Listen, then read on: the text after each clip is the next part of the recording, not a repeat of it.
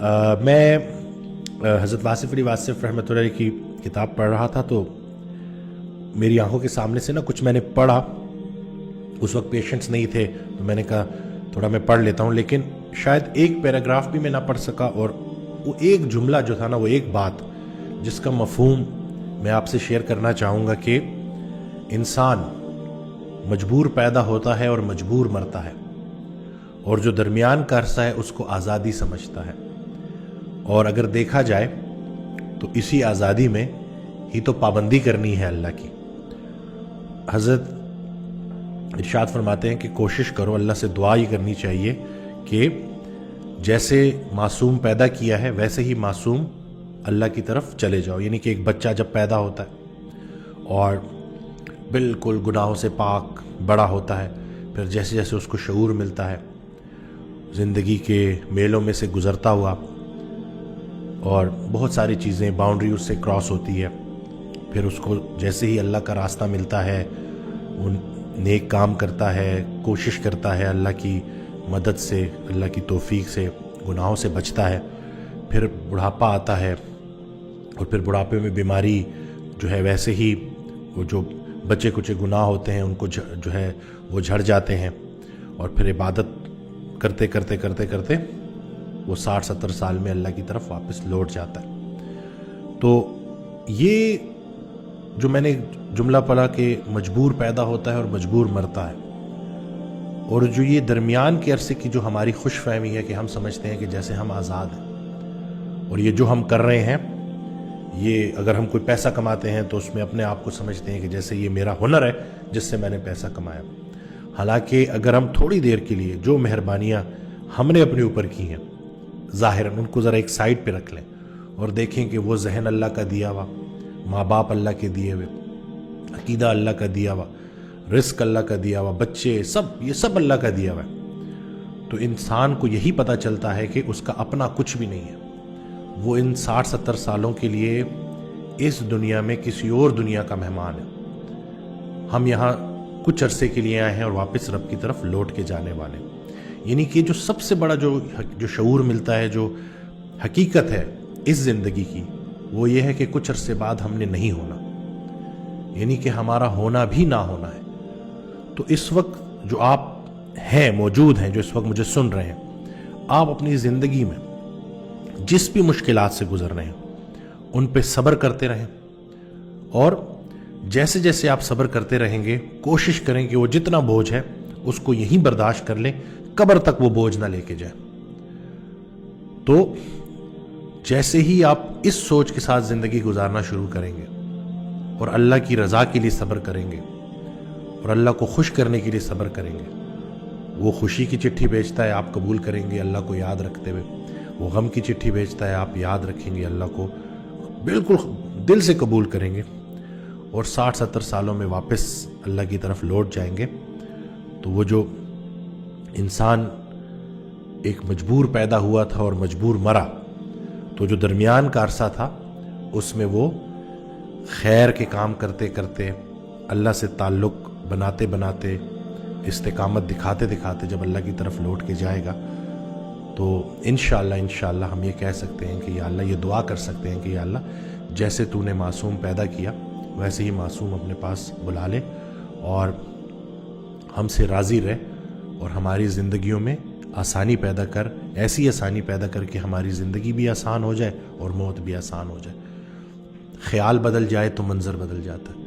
تو اگر ہم اپنے خیال کی اصلاح کر لیں اور خیال کو اللہ کی طرف لگا دیں تو زندگی بہترین طریقے سے گزر سکتی ہے, اور ہمارا دین بھی ہمیں صبر کے اور صبر کا جو ہے درس دیتا ہے, اور اس کے ساتھ ساتھ شکر کا درس دیتا ہے. تو ایک دفعہ پھر حضرت واصف علی واصف رحمۃ اللہ کا بڑا پیارا جملہ, یہ میں پہلے بھی جو ہے یہ میں بولتا رہا ہوں,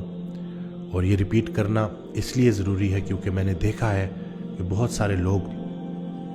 جو ہے وہ ناشکری کرتے ہیں اور وہ ان کو اندازہ ہی نہیں ہوتا کہ اللہ نے کتنا بڑا کرم کیا ہوا ہے. حضرت کا وہ جملہ ہے کہ سر اٹھا کے اللہ سے کچھ مانگنے سے پہلے سر جھکا کے وہ ساری نعمتیں گن لینا جو اللہ نے آپ کو پہلے ہی دی ہوئی ہیں. تو جس مقام کو آپ صبر کر رہے ہو, جس مقام پہ, حقیقت میں وہ شکر کا مقام ہے. نہیں آتی کوئی پریشانی اس وقت تک جب تک وہ بڑی پریشانی کو ٹالنے نہ آئی ہو۔ ایک بڑی پیاری حدیث میرے سامنے سے گزری، اسی کے اوپر آج بات کریں گے کہ رسول اللہ صلی اللہ علیہ وآلہ وسلم کی خدمت میں ایک شخص حاضر ہوا اور اس نے اسلام قبول کیا۔ تو جب بھی لوگ اسلام قبول کرتے تھے تو رسول اللہ صلی اللہ علیہ وآلہ وسلم اس شخص کو جو اسلام قبول کرتا تھا کسی سینئر صحابی کے سپرد کر کے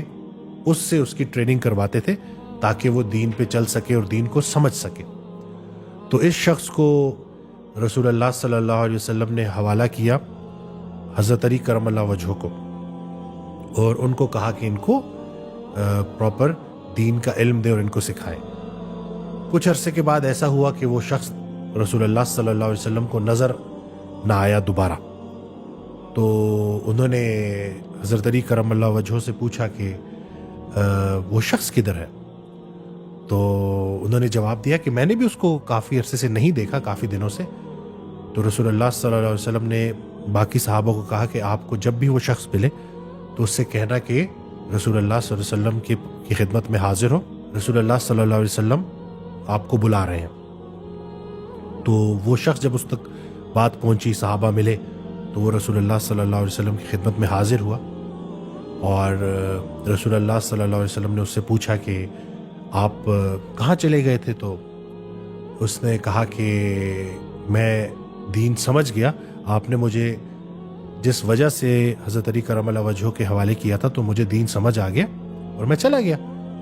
تو رسول اللہ صلی اللہ علیہ وسلم نے اس سے پوچھا کہ تمہیں کیسے دین سمجھ آ گیا؟ تو اس نے جواب دیا کہ جب حضرت علی کرم اللہ وجہہ نے یہ آیت پڑھی تو جس آیت کا ترجمہ ہے، مفہوم یہ ہے کہ جس انسان نے بھی ذرا برابر نیکی کی تو وہ قیامت کے دن اس کو پالے گا، یا جس انسان نے ذرا برابر بھی جو ہے بدی کی تو وہ اس کو بھی پالے گا۔ تو جیسے ہی انہوں نے یہ آیت میرے سامنے پڑھی تو مجھے پورا دین سمجھ آ گیا، اور تب سے میں وہ جو میرے اندر ضمیر کی آواز ہے کہ جب بھی میں کوئی خیر کا کام کرتا ہوں تو اس کو دیکھتا ہوں، اسی طرح سے اگر کوئی غلط کام ہے تو اس کے بارے میں بھی میں سوچتا ہوں۔ یعنی کہ اس کا مفہوم یہ ہوا کہ چھوٹی سے چھوٹی جو بات ہے نا اس کو بھی چھوٹا نہیں سمجھتا، چھوٹی سے چھوٹی نیکی کو بھی چھوٹا نہیں سمجھتا، اور چھوٹی سے چھوٹی برائی کو بھی چھوٹا نہیں سمجھتا، اور اپنی وہ فطرت کی آواز پہ، اپنی اس ضمیر کی آواز پہ میں چلتا ہوں۔ تو رسول اللہ صلی اللہ علیہ وسلم نے جو ہے وہ جواب دیا ان کو کہ یہ شخص دین کو سمجھ گیا۔ یعنی کہ اس میں بات جو سمجھنے والی ہے کہ ہو سکتا ہے کہ کوئی ایک آیت آپ کے دل میں ایسی اتر جائے کہ آپ کو اللہ کا پورا دین سمجھ آ جائے۔ حضرت واصف علی واصف رحمۃ اللہ کا ایک بڑا پیارا فکرہ ہے کہ چھوٹے سے چھوٹے گناہ کو بھی چھوٹا نہ سمجھو اور چھوٹے سے چھوٹی نیکی کو بھی چھوٹا نہ سمجھو، یعنی کہ اپرچونٹیز تمہیں ملتی رہے۔ ہم ایسے دور میں پیدا ہوئے ہیں جہاں گناہ نہ کرنا بھی نیکی ہے، ہر طرف جو ہے آپ کے پاس آپشنز موجود ہیں، ڈسٹریکشنز موجود ہیں، لیکن اس کے باوجود طاقت رکھتے ہوئے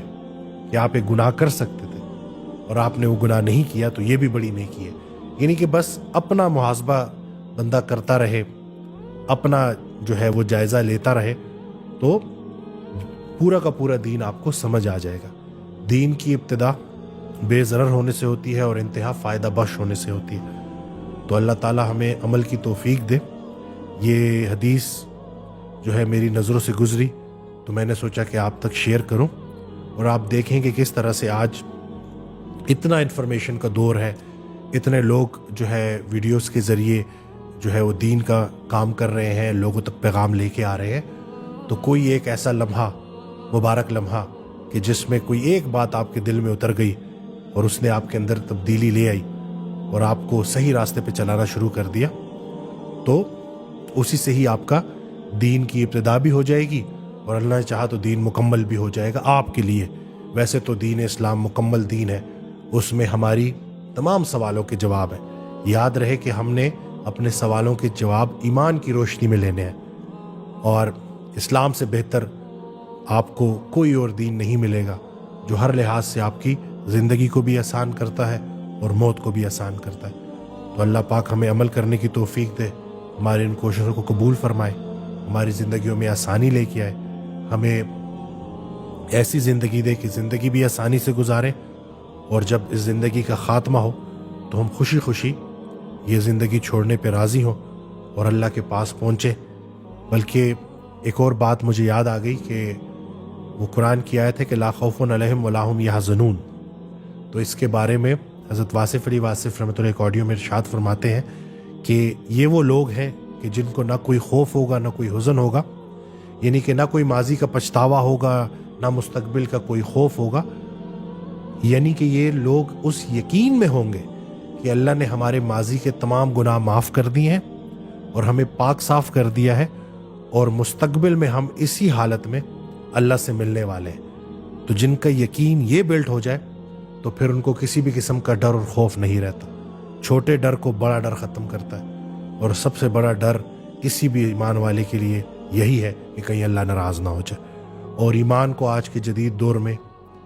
دو ایسی چیزیں ہیں جن سے بہت زیادہ خطرہ ہے، لذت وجود اور مال کی محبت۔ تو روزہ رکھنا، مشقت کرنا، اسی طرح سے خود پہ سختی کرنا، اپنے نفس کے قابو میں نہ آنا، یہ بڑا ضروری ہے، کیونکہ جب ایک انسان اپنے نفس کے قابو میں آ جاتا ہے نا تو وہ ایمان سے محروم کر دیا جاتا ہے۔ اسی طرح سے مال کمانے سے اللہ منع نہیں کرتا، لیکن اللہ سے دعا کریں کہ یا اللہ تو نے اگر مال دیا ہے تو اس کو خرچ کرنے کی توفیق بھی دے، جو مال تو نے دیا ہے اس کو میں خوشی خوشی تیری راہ میں لگا دوں، کیونکہ اگر میں نے وہ نہ لگایا تو یہ بھی میرے لیے آزمائش بن جائے گا، اور سب سے بڑا جو نقصان اس کا ہوگا کہ یہ ایمان سے محروم کر دے گا۔ تو اللہ پاک ہمارے لیے آسانی کرے، بہتری کرے، ہمیں عمل کرنے کی توفیق دے۔ حضرت واصف علی واصف رحمۃ اللہ ارشاد فرماتے ہیں کہ دو ہی طرح کے لوگ ہوتے ہیں، آئیدر فار دا سسٹم اور اگینسٹ دا سسٹم۔ تو اگر آپ اللہ کے سسٹم کے لیے کام کر رہے ہیں تو ایسے کیسے ہو سکتا ہے کہ سسٹم والا آپ کی مدد نہ کرے؟ ایک آڈیو میں ارشاد فرماتے ہیں کہ تمہارے کام سے اگر مخلوق کا نفع ہو رہا ہے تو ایسے کیسے ہو سکتا ہے کہ اللہ تمہارے کام میں برکت نہ ڈالے؟ تھوڑا تو یقین رکھ لو۔ نیک انسان کا مستقبل کبھی بھی تاریک نہیں ہو سکتا، چاہے دنیا سے سورج ہی کیوں نہ چلا جائے۔ جگنو زیادہ تاریکی میں زیادہ چمکتا ہے۔ اسی طرح سے آپ نے اپنا جو تعلق ہے نا وہ خیال کے حساب سے اللہ سے رکھنا ہے۔ خیال آپ کا اللہ کی رحمت کی طرف ہونا چاہیے، حال بے شک ویسا نہ ہو، خیال اللہ کی رحمت کی طرف ہونا چاہیے، کیونکہ اگر خیال کی اصلاح ہو جائے تو عمل کی اصلاح ہونی شروع ہو جاتی ہے۔ نیک انسان جو ہوتا ہے اس کا دن بھی نیک ہوتا ہے، رات بھی نیک ہوتی ہے، تنہائی بھی نیک ہوتی ہے، محفل بھی نیک ہوتی ہے۔ جب آپ کا خیال اللہ کی طرف جڑ جائے تو آپ کے اعمال آٹومیٹیکلی صحیح ہونا شروع ہو جاتے ہیں۔ تو یہ خیال کی اصلاح جو ہے نا یہ بہت زیادہ ضروری ہے۔ حضرت واصف علی واصف رحمۃ اللہ ایک آڈیو میں ارشاد فرماتے ہیں کہ اللہ تعالیٰ جب کسی چیز کا ارادہ کرتا ہے تو کہتا ہے کہ ہو جاؤ، اور وہ ہو جاتی ہے۔ تو اپنے ارادے چھوڑو، اللہ کا ارادہ بن جاؤ، اپنی اس میں سے میں کو نکال دو، اللہ کے ارادوں کے مطابق چلو، اللہ کے حکام کے مطابق چلو، تمہارے سارے کام ہوتے جائیں گے۔ ابھی اگر اپنے اعمال کی وجہ سے اگر آپ کی صحت بگڑ گئی ہے اور آپ بیمار ہیں اور آپ پریشان ہیں اور آپ کو زندگی سمجھ نہیں آ رہی، تو رات کی تاریکی میں جائیں اور نصف شب اللہ کی بارگاہ میں التجا کریں کہ اے بنانے والے مجھے پھر سے بنا، او میکر ری میک میں اپنی زندگی کو اپنی اعمال کی وجہ سے لہو لہان کر چکا ہوں، میری اس جان کو اپنی جان سمجھ کر اس میں پھر سے جان ڈال دے۔ تو ہوتا یہ ہے کہ اللہ پھر اس آپ کی جان کو اپنی دی ہوئی جان سمجھ کے اس میں پھر سے جان ڈال دیتا ہے، لیکن اب جب وہ جان ڈالے گا تو زندگی کو کسی مقصد کے تحت گزاریے گا، کیونکہ با مقصد انسان جو ہے نا وہی اللہ کی سب سے بڑی ریکوائرمنٹ ہے۔ انسان کا ٹوٹل پرپز ہے جو بنانے کا، عبادت اللہ کی جائے، محبت اللہ کے رسول صلی اللہ علیہ وسلم کی جائے، اور خدمت انسان کی جائے۔ تو ہم جب ان چیزوں کے اوپر عمل کرنا شروع کرتے ہیں، وہ جو ہمیں نیکی کر کے جو خوشی ملتی ہے نا، اس سے بڑی سیٹسفیکشن اور کوئی نہیں ہوتی۔ آپ سارا دن جو ہے وہ اللہ کا فضل تلاش کرتے رہتے ہیں۔ قرآن کی ایک آیت ہے جس کا مفہوم ہے کہ جمعہ کی نماز پڑھنے کے لیے اپنے دکانوں کو بند کرو، کاروبار کو بند کرو، اور پھر نماز پڑھنے کے بعد مسجد سے نکلتے ہوئے اللہ کا فضل تلاش کرو۔ تو سوچنے والی بات یہ ہے کہ مسجد بھی اللہ کا فضل بن گیا کہ کچھ دیر کے لیے آپ نے دکانیں بند کی اور نماز کے لیے چلے گئے، اور پھر اللہ آپ کو حکم دے رہا ہے کہ اب اللہ کا فضل تلاش کرو۔ یعنی کہ ایک جو اللہ والا بندہ ہوتا ہے اس کے لیے مسجد کی انٹری بھی اللہ کا فضل ہے اور مسجد سے نکلنا بھی اللہ کا فضل۔ تو اللہ پاک ہمیں عمل کرنے کی توفیق دے۔ یہ جتنی بھی جو ہماری جو دین اسلام کی باتیں ہیں وہ کام آتی کسی انسان کے ہی ہیں۔ تو اگر آپ کی زندگی کا کوئی پرپز نہیں ہے تو اللہ سے دعا کریں کہ یا اللہ مجھے کوئی مقصد عطا کر، مین لائن میں کوئی کنٹریبیوشن کر جائیں. جو انسان بھی نیکی میں مصروف عمل ہو جاتا ہے اس کے لیے کوئی ڈر خوف باقی نہیں رہتا.